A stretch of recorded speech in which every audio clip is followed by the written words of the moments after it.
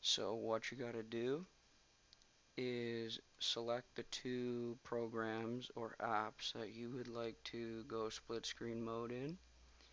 So I'm going to do Safari and Pages.